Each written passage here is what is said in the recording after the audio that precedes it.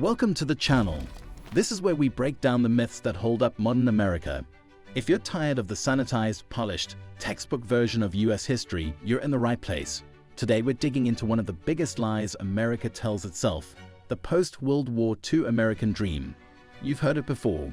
The greatest generation came home from war. The economy boomed, homes were bought, families raised, and the middle class exploded. A time of unity, growth, opportunity. The Golden Age. But here's the thing, the Golden Age was never golden for everyone. It was never meant to be. That era was engineered from the top down to create prosperity for some, and only some, while leaving millions on the outside looking in. We're going to break that story down, piece by piece, and show how the dark side of the American dream didn't just exist. It built the foundation of inequality we still live with today. Let's get into it. The myth of post-war prosperity. Between 1945 and 1973, the US economy experienced rapid expansion. GDP doubled. Wages rose across nearly all sectors. Manufacturing jobs paid enough for a single-income household to own a home, raise kids, and save for the future. Homeownership surged. College enrollment exploded. The US had a booming industrial base, a dominant position in world trade, and a political consensus that seemed unshakable. Politicians, media, and textbooks called this period the American dream in action. A dream accessible to anyone who worked hard and played by the rules. But under the surface, that dream had exclusions written into it not by accident, but by policy. The GI Bill gateway to opportunity for some. Let's start with one of the most important pieces of post-war legislation, the GI Bill of 1944, officially the Servicemen's Readjustment Act. The bill was revolutionary in theory. It offered returning veterans a package of benefits, tuition support for college or vocational school, loan interest loans for homes or businesses, and unemployment compensation. It was designed to help 16 million returning World War II veterans transition to civilian life. And on the surface, it did. Between 1945 and 1956, the GI Bill helped 8 million veterans go to school. It issued over $33 billion in home loans. It helped build the post-war middle class. But there's a catch. The GI Bill was federally funded but locally administered. That meant state and local officials, including banks, universities, and employers, had the final say on who actually got the benefits. In the South, black veterans were systematically denied access to universities. In the North, universities imposed hidden quotas or simply rejected black applicants. Predominantly black colleges, underfunded and overwhelmed, couldn't meet the demand. As a result, many black veterans never got access to the education they were promised. Housing was worse. Take Mississippi.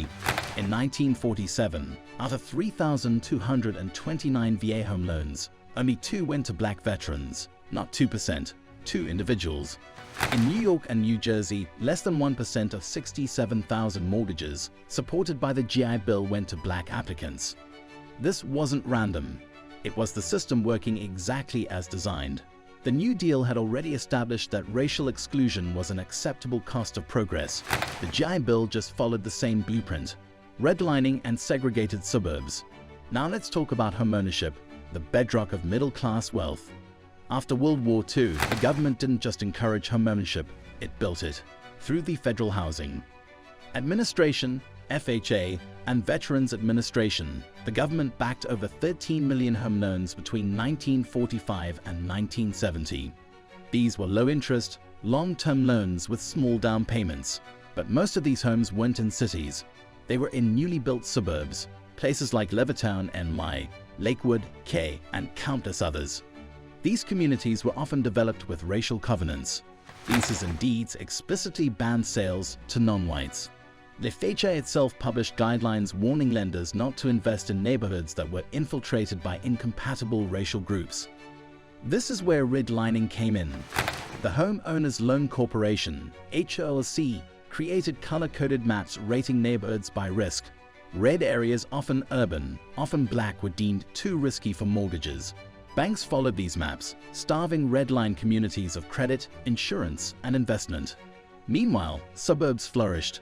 Levittown alone added 17,000 homes in just a few years, all for white families. Black families were explicitly banned. By 1960, over 98% of FHA loans went to white Americans. The government didn't just segregate housing, it segregated wealth, labor markets, and the two-tiered economy. People often point to the strength of unions and the growth of manufacturing as a hallmark of this era. And it's true, union density peaked in the 1950s. Manufacturing jobs came with strong protections, pensions, and benefits. But those jobs were not equally accessible. Many major unions excluded black workers outright or relegated them to the worst-paying jobs. Women, especially women of color, were funneled into domestic service, food work, or garment factories.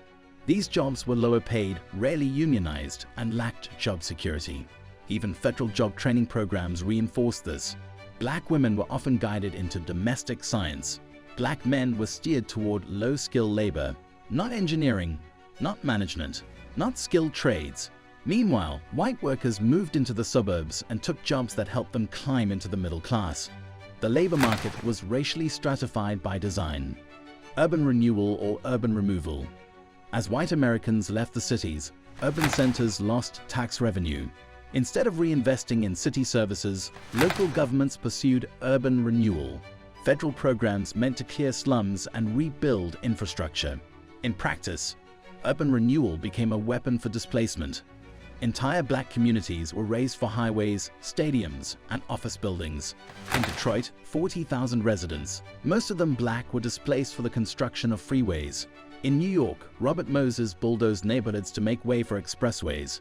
In Los Angeles, thousands were pushed out of Chavez Ravine to build Dodger Stadium. And the housing promised to replace slums rarely materialized. Black families were displaced with no path back. White suburbs welcomed few, if any. Public housing became the only option, often built in already marginalized neighborhoods. The role of culture and who it served. Let's talk about what people were taught to believe during this era. TV shows like Leave It to Beaver, Father Knows Best, and The Donna Reed Show created a fantasy of white, suburban, nuclear family life. Men went to work, women stayed home, kids played safely in the yard. This wasn't just entertainment, it was cultural reinforcement. A way to normalize the idea that the American dream meant white conformity, male breadwinners, and female domesticity. Meanwhile, anyone outside that model, black, brown, poor, single, gay, was left out of the picture entirely. And when people challenged this, during the civil rights movement, the feminist movement, the labor struggles of the 60s, they were met with violence, surveillance, and repression. Deindustrialization and the collapse of the dream. By the 1970s, the post-war order began to fall apart. Manufacturing jobs moved south, then overseas. Oil shocks sent prices skyrocketing. Stagflation gripped the economy. Union power declined under political pressure. The tax burden shifted from the rich to the middle class. Real wages stagnated. Household debt exploded. The dream that had been so carefully built, for some, began to fall apart. But for those who were locked out from the beginning, the collapse wasn't new. It was a continuation. The legacy, still here, still real. Today, the legacy of the post-war American dream is still with us. The racial wealth gap is massive. The average white family has 8-10x the wealth of the average black family. Homeownership rates for black Americans have barely improved since 1968. Cities still suffer from the disinvestment caused by redlining. Suburbs remain largely segregated. Public schools are funded by local property taxes, continuing the cycle of inequality. Healthcare, childcare, and higher education remain inaccessible for many. And yet the myth of the American dream lives on. It used to blame individuals for systemic outcomes. It tells poor people they're lazy. It tells marginalized communities to try harder. It insists the system works, when all the data shows it never worked equally. The dream was a design. The truth is simple. The American dream of the post-war era wasn't real for everyone. It wasn't lost. It wasn't broken. It was built to work for a few and to leave others behind. It was crafted with policy, protected by law, enforced through culture, and maintained through denial. Understanding that history isn't just about blame. It's about clarity. Because if we keep telling ourselves the lie that everyone had a fair shot, we'll never fix the reality. Thanks for watching. If you're still here, hit subscribe. This series is about exposing the myths that hold power together. Up next, the hidden history of the war on drugs, or maybe how the US created the global dollar empire. Let me know in the comments. Until then, stay informed and stay sharp.